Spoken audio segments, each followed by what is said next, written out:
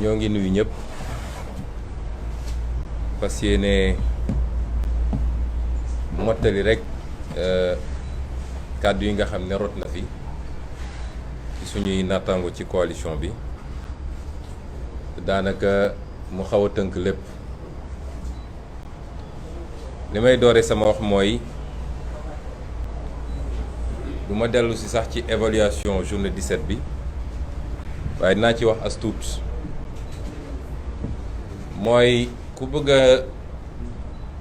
tënk journée 17 juin bi dafa amoon ñaari kuréel yu jàkkaarloo benn kuréel bi ne dama am lu ma naqari ci réew mi te ndey charte réew mi may na ma su ma amee lu naqari ma ñax ci jàmm tey daal di tànn ab bërëb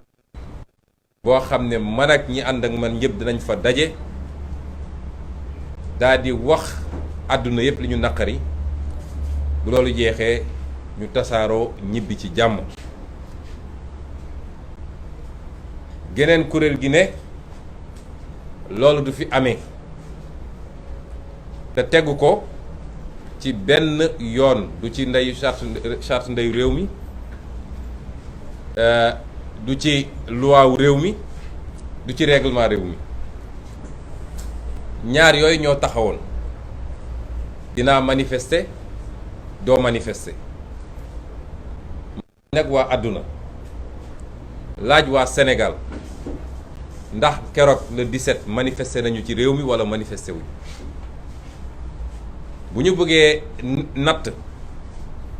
ndax ñun liñ doon suñu jubluwaay am nañ comme déet foofu lañ koy nattee am nañu lu raw la ñu bëggoon ci manifester ndax suñ ñu bàyyi woon place de la nation la ñuy daje dafay daje ci nit ak nu mu takku foofu la yem te coow du am ci réew mi pëne du ci bënn weñ du ci dee waxuma laa bakkan di ci rot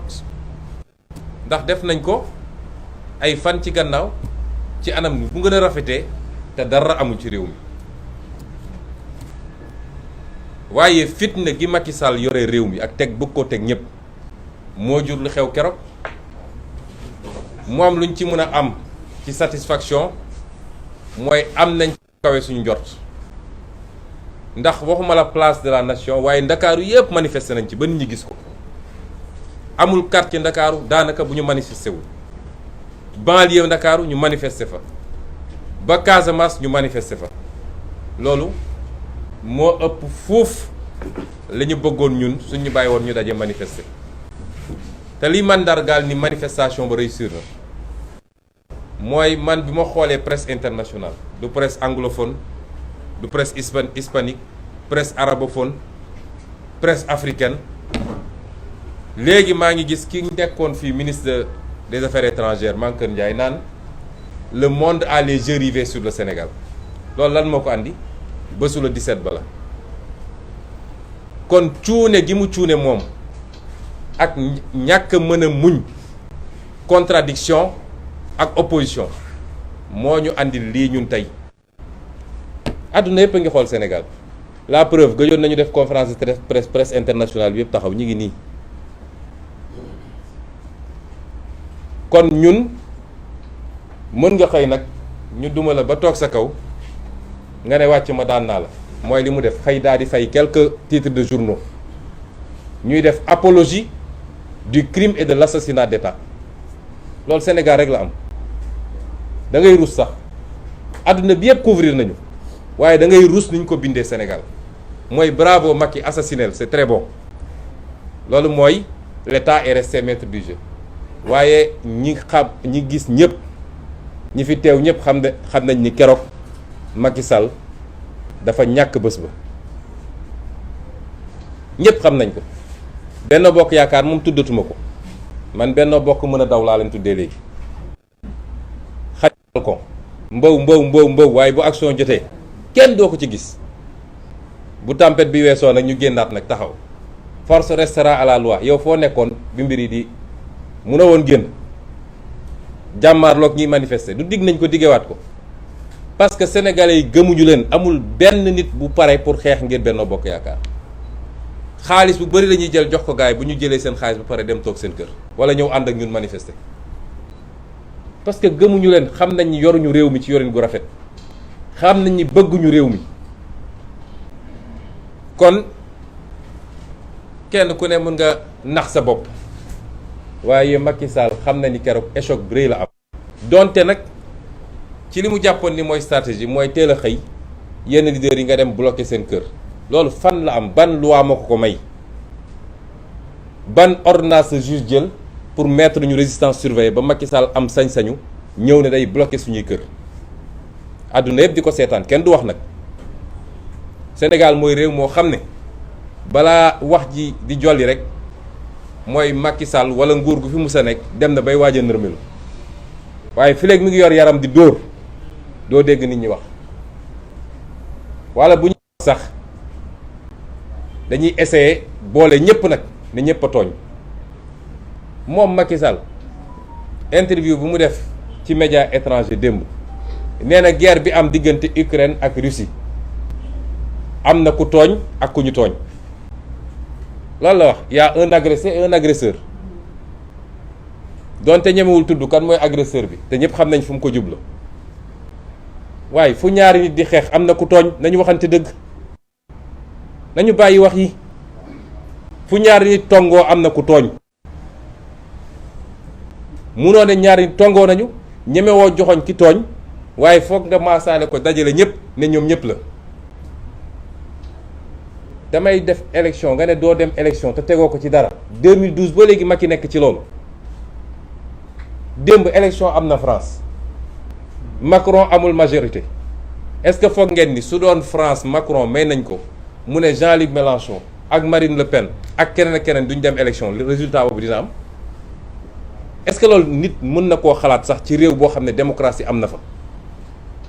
élection bu ne rek dinañu tànn ñan ñoo dul dem ci ay leader d'opposition te musul am Sénégal bi Sénégal di am ba léegi ñépp a koy gis. nañ ko wax moo gën. suñ ko mënul wax nañu maadu ci mbir mi. fii benn tooñkat moo fi am, benn dóorekat moo fi am, benn reykatu nit moo fi am, mi ngi tudd Macky Sall. loolu ñëpp xam nañ ko Sénégal. àdduna bi yëpp léegi xam na ko. ñun duñu nangu de te nañuy ormalante parce que ñun caaxaanuñu, ay responsable lañu. foowuñu foowloowuñu. li ñu yëkkati lu am solo la mooy jëlaat suñu réew téye ko te defar ko. loolu du caaxaan. bu ñu foogee ñun dañuy caaxaan saa yu neexee ñu ne nit ñi génn leen dem leen def li caaxaanuñu. wallaahi caaxaan lii ñu nekk nii dañoo gëm ni dëgg bis bu ñu demee ba gëmatuñu ni ñu ngi ci dëgg boobu lañ koy bàyyi ca bés ba. boobu lañ koy bàyyi ca bés ba. ba tax ñun jàpp nañ ni la ñu bëggoon am nañ ko ba am lu ko ëpp waaye am na lu ñuul ci soow mi mooy bi ñu demee ba ngoon sax sori na booru 3 heures laa woo leader yi nekkoon fii ne leen comme moom foogul woon ni sénégalais dinañu génn parce que dafa jàpp ni ay affaire dinaa manifester du ma manifester wala suñu liste nañ ko delloo si du jaral sénégalais yi génn pour xeex. stratégie am yëpp loolu la woon comme foogu doon loolu te sénégalais yi mujj nañoo génn massivement génn ak doole xol bi xat na xataay boo xam ne foo jaar mu essayé fayu mooy foo jaar dina essayé rotal bakkan waaye foo jaar dina essayé teg ay loxo ci ay leaders ci laa woo yenn leaders yi ne leen su ma sañoon su dee yéen a ngi siège u Déthié bu fa kenn génn tëj leen siège bi ngeen toog parce que foo jaar dina essayer teg loxo ci leader pour am trophée de guerre parce que xam na ni ñàkk na bés bi ba noppi. malheureusement am na ñu ko jotuloon dégg te ñooñu la mujj teg loxo mu am ci sax ay cas extrême ndax ku mel ni Guy Marius Sagna xam nga defetu Ziguinchor nag dafa métti ndax trajet bi waa Ziguinchor arrêté woon ne fii la ñuy dox mu mat 5 kilomètres dox nañ ko de Lindiane ba egg place Jean Paul II ba yëg ci rond-point bi loolu moo leen métti dégg naa préfet mu daf leen ne ça y est sama carrière jeex na commissaire bi nga xam ne mi ngi doog a toog y a 1 mois bi ñu ko installé maa nga fa woon moom it jàpp na ni engagé na carrière am à Ziguinchor par une défaite ñu ne kon faw ñu fayu foofu lañ toll ci réew mi un état boo xam ne vendetta vengeance koo xam ne manifester nga ba manifestation bi jeex àjjuma kenn jàppalu nga ñibbi fanaan sa kër samedi nga xëy di wër commissariat yi di xool xale yi ñu jàpp ak di leen yóbbul lu ñu ndékki ñëw ba ci commissariat ñu jàpp la ne la tu es en état d'arrestation pour participation à une manifestation non autorisée et trouble à l'ordre public nga xam ne ordre bu ñu joxe la ngir mer gi ñu mer ci défaite bi ñu am loolay kaaw Déthié Fall loolay kaaw Mame Diarra Fam loolay kaaw Ahmed Aïdara waaye loolu mooy kaaw ndaw yi ñu jàpp yépp te daañ ci dellu si ñu ne nag loolu lu ñu bëggoon tënk la tuuti ci évaluation bi mën nañu continuer di nax seen bopp am ay nit yu leen di bindal saa yu nekk ñu génne heureusement que dañoo nekk jamono joo xam ne gis nga presse léegi kenn moomatu ko li mun a jàll ci Facebook par jour rek moo ëpp fuuf volume que liy génn ci presse moo dina yàq xaalis te yéen ñii journaliste yi du ngeen gis dara patron de presse yi la ñuy jox ñu dem jëndi seeni kër di bind lu leen neex te yéenay nekk ci terrain bi nag ndeysaan ñu leen di gazé ak di leen menacé corruption bi nekk réew mi amul secteur bu mu bàyyi waaye loolu nax sa bopp loo xam ne ñi ngi ko doon dérouler en temps réel àdduna bi yëpp di ko gis nga xëy di bind say titre na continuer ci loolu waaye ñun fi ñu teg suñu tànk duñ ci teggi dara moo tax keroog nee nañ leen c'était le premier acte dañuy wéyal liggéey bi moo tax dinañu développer plan d'action boo xam ne dina am ñaar wala ñett ci ay actions yu ñuy wax tey la ca des au fur et à mesure ba ca njëkk mooy jàpp nañu organiser une très grande manifestation le 29 juin incha allah ñu bëri ci militants yeeg sympathisants yi yàkkamti woon nañ ba bëgg ñu defaat ko ci nu mu gën a gaawee ñii àjjuma bii la ñu bëggoon ñu def ko bi ñu waxtaanee la ci génn mooy comme réew mi am na lu fi war a xew du 24 au 27 mooy centenaire Hadj Malick Sy bi nga xam ne dañ koy célébrer ñu ne pour ormal loolu ci diggante boobu du ñu organiser ndax tey la lundi boo déposé woon tey lundi pour nga am 3 jours francs yi mardi mercredi jeudi la vendredi rek nga mën a commencer organiser te vendredi mooy le 24. looloo tax ñu ne daañ ko teggi ba loolu wees ñu jàpp le 29 waaye loolu nag dinañu permettre fii ak le 29 bu soobee yàlla dinañu waajal Macky Sall dina xam ni le 17 du woon dara le 17 du woon dara le 29 bu soobee yàlla dinañu organiser manifestation te dinañ ko organiser ci anam goo xam ne naam Ndakaaru am na solo trop te moom la ñuy concentrer suñu effort yu gën a bëri waaye dinañ ko organiser dans un pôle au sud dans un pôle au nord et peut-être dans d'autres pôles yoo xam ne ñu ngi koy liggéey daañu manifester de te dootul taxaw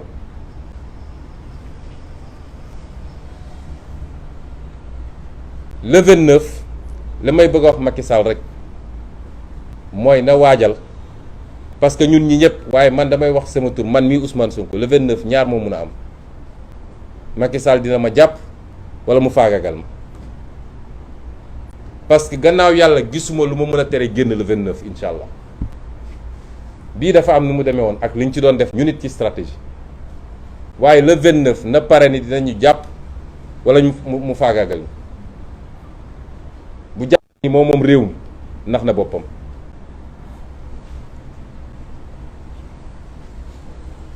ma ne it loolu mooy li ñuy yéene le 29 mais ci diggante bi mot d'ordre bi ñuy lancé wax ko militants yi sympathisants yi ak sénégalais yëpp mooy à tout moment nañu organiser des manifestations spontanées bu dee fii ñu toll nii dafa bëgg a instrumentaliser justice pour teg loxo ci ay nit condamné leen ci loo xam ne jaaduwut.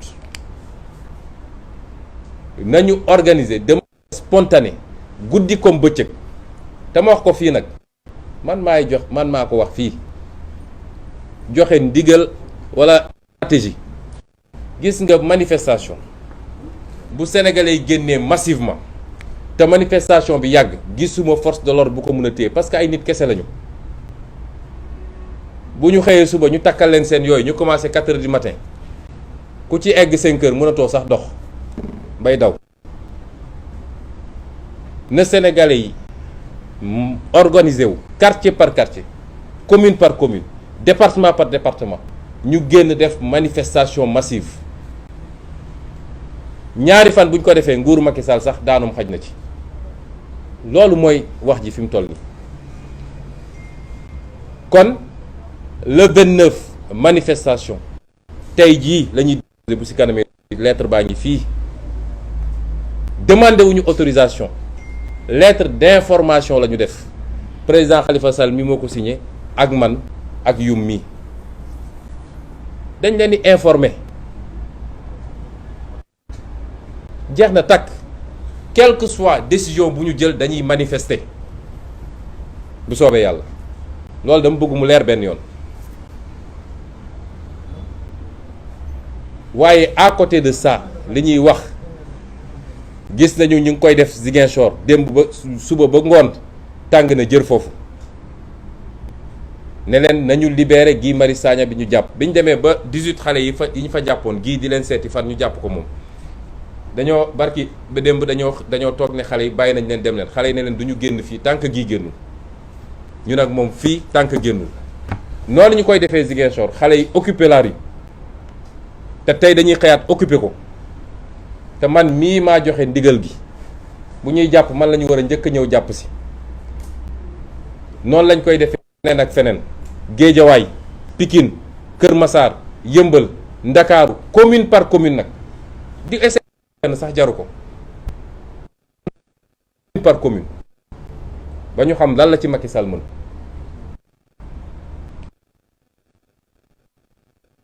wax nag ak ndax dafa mel ni ndax ñi de tout ndaw ñi laay waxal ñoo nekk au cœur de tous les discours da ci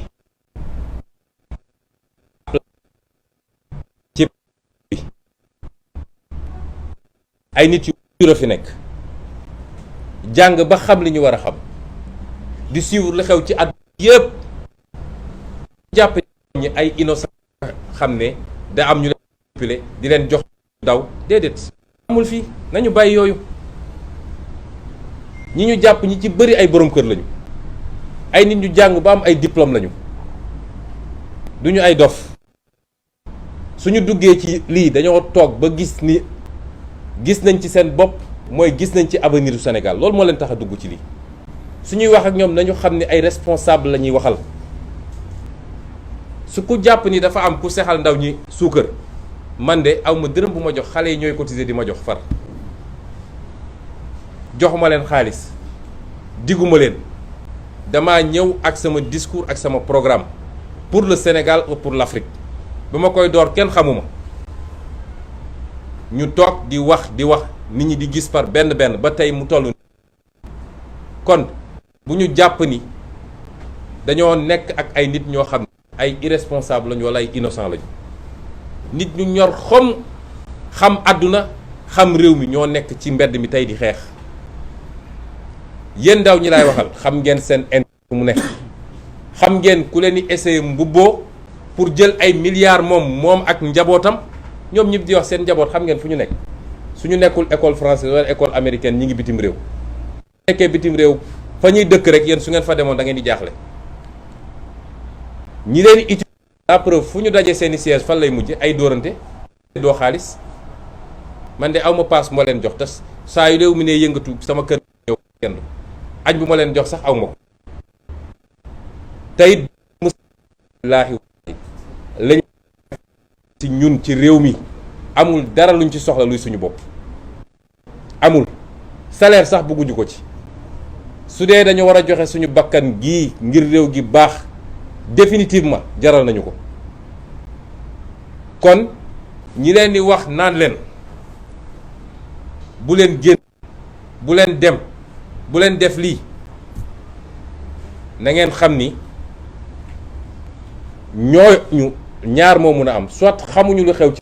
loolu dina ma jaaxal, walla conception bi ñu am, parce que li ñu bëgg a wax mooy bàyyi leen Macky Sall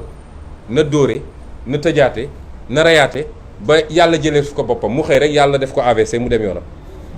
waaye bu leen xeex. dafa mel ni loolu la bëgg a wax ñun ko ñu toog di ko seetaan. kon yéen ñun ormal nañu ñëpp te nañuy ormalante, ndax bu ñu traité comme des irresponsables, nous sommes des irresponsables. bu ñu xeex jarale bu ne ñu xëy wax lu bon ci ñun, bis bu ne ñu xëy pexeel ñu pour tëj ñu, bis bu ne ñu xëy pexeel ñu pour faat suñu bakkan, loolu du irresponsabilité réew mi la. kon bu leen kenn dévier ci xeex bii. On a une chance historique de reprendre notre destin en main, historique. tey buñ ko bàyyi, gis nga humanité ay cycle la, bu cycle ba rombee rek balaa muy ñëwaat yàllaa xam kañ. bañ ko ratee suñu début indépendance ñu topp ba tey ji. kon ngeen laay waxal intellectuel, yow mi nekk diaspora, yow mi nekk li bërëbu liggéeykaay, bu leen kenn dévier ci lii nga xam ne xeex la pour defar suñu réew ba mu gën a baax réewu tubaab yi sax, te mën nañ ko, te nañ ko gëm. ñeenteel bi may daanele ci toujours ci plan d'action bi mooy dañoo jàpp ni xeex bi dafa mel ni xeexu état bi la, état parti état wala coalition état Benno Bokk Yaakaar ak Yewwi Askan Wi. dama wax lu état coalition état ak Yewwi Askan Wi, ndax it ci biir opposition Yewwi Askan Wi wéet na ci xeex bi de, dañ ko wax nag. xeex bi Yewwi Askan Wi moo koy xeex fi mu toll nii tembe ci biir opposition. léeg-léeg sax nga gis les oppositions de Macky Sall fabriquées par Macky Sall, wala ñu wax en tant que opposition ci Macky Sall, suñu xëyee soo bëggoon jot ci Yewwi Askan Wi la ñu nekk.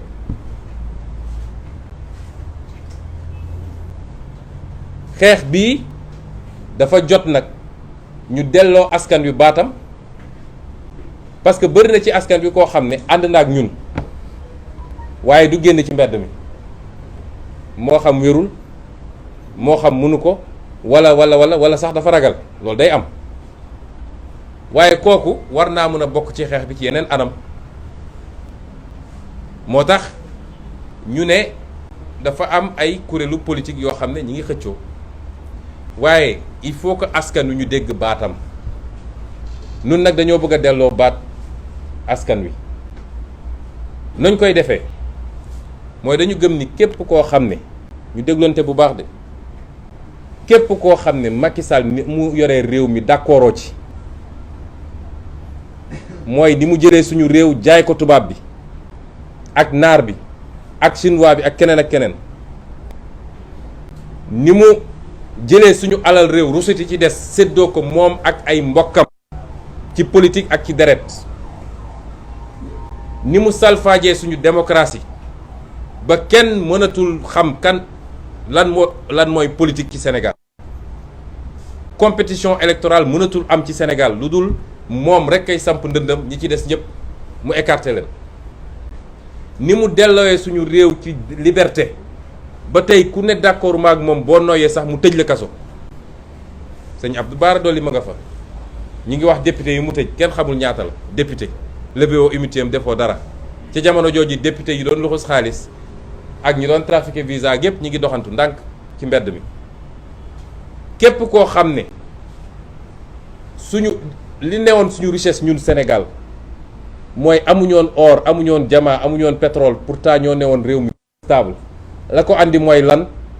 mooy lënkaloo gi Sénégalais yi lënkaloo, amul diine, amul waaso, amul xeet. loolu yëpp ñu gis ni Sall mu ngi koy compromettre, parce que li mu bëgg mooy créer le chaos généralisé ba nit ñi di jël gànnaay di xeex seen biir comme li awoon Rwanda. loolu mooy programme mu Macky Sall. bi mu ñëwee ba léegi ci loolu la nekk. ñi d'accordul ci loolu yépp nag ak leneen lu ma tuddul dañ leen ñaan ngeen manifester ko na ngeen koy manifester mooy dinañu jël ay fan yoo xam ne à partir de 20h ñu bëgg koo door nag gannaaw suba mooy mercredi alxamis àllarba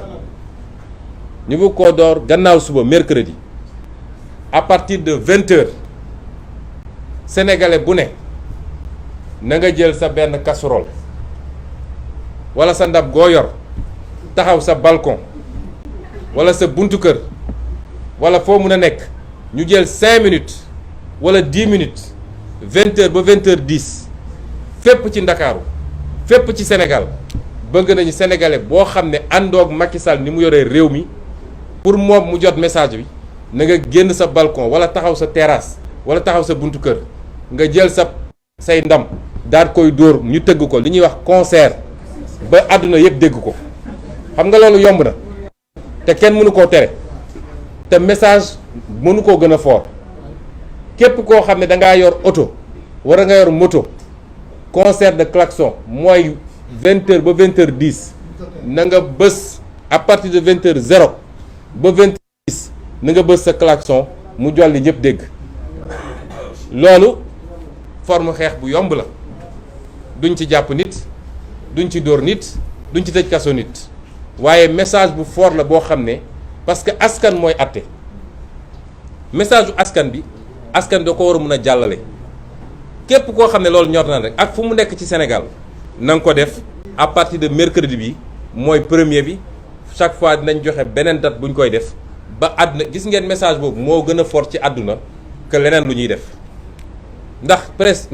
internationale bi da koy couvrir ñëpp di ko dégg kon lii la ñu bëggoon wax ma tënk ko rapidement ci tubaab waaw ñuy wax nag ni ñoom yóbbu nañu fi mu ne nii ñu jàpp leader yi surtout yóbbu nañ leen ne dañ leen déféré ñoo ngi dànkaafu Macky Sall na bàyyi ñi mu jàpp moo ëpp jàmm ci réew mi moom ak ñi mu àndal nag parce que fitna bi ñu bëgg a teg ci réew mi seen bopp lay këpp ndax injustice dama ko yàgg a wax amul lu gën a métti ci àdduna injustice li ma wax ñëpp xam nañ ko ku ñu tooñ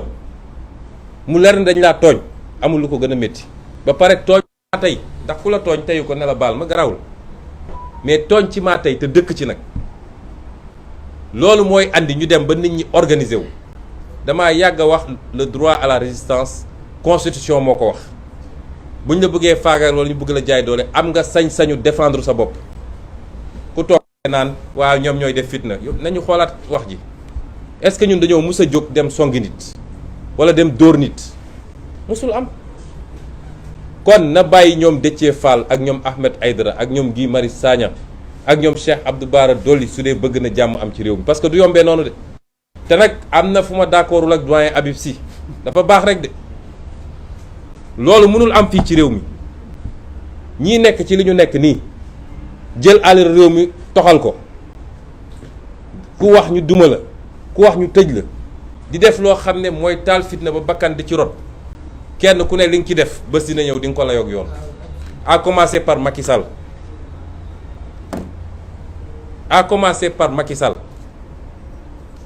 loolu moom mun